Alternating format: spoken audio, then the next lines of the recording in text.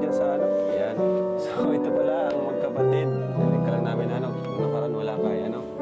So, kumusta ka naman bro? Kumusta naman kayo? Ayos lang. Okay naman. Anong grade mo na?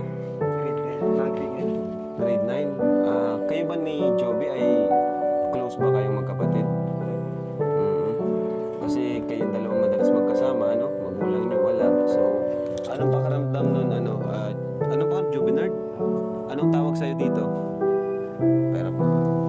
Dito na lang. Anong apeli, anong ano sa'yo? Anong... Sige, wak mo na lang. Ayan. Ano yung apalayo mo? Nickname?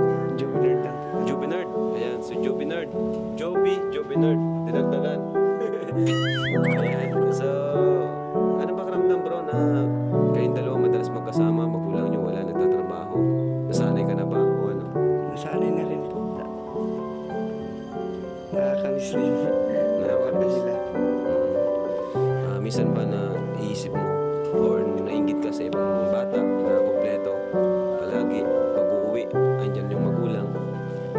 Minsan lang po. Minsan naman, Pag nakakakita ng may pasalubong, may mga nagyayakap sa kanila. ay grabe. Pero, naiintindihan mo naman na kailangan nila mag-work. Opo. Ano yung pangarap mo, ano, Jubinard? Ano pangarap mo? Police po. Police. Ayan. Naglalaro ka bang basketball kasi ang tangkad mo ay? Opo. Yeah? Tapos Ay. billiard po. Billiard. Magaling pala. Pares pala tayo ng hilig, ano?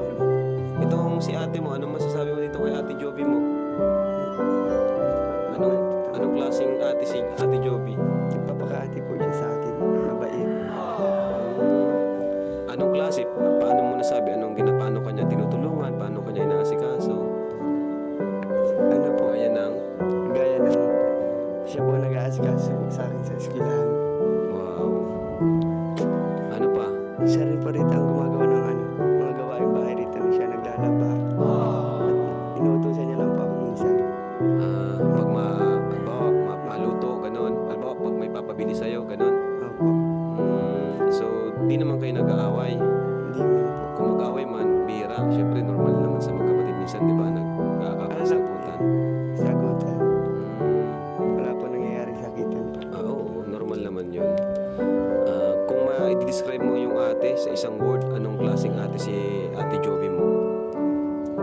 Siya na yata po yung pinaka-the best na ate po. Wow! Grabe! Parang kinuhin po nga tayo, napansin ko yung hindi. Kakatawa naman kayo magkapatid, ano? Dalawa lang kayo magkapatid? Ayun. Ay, meron pa po.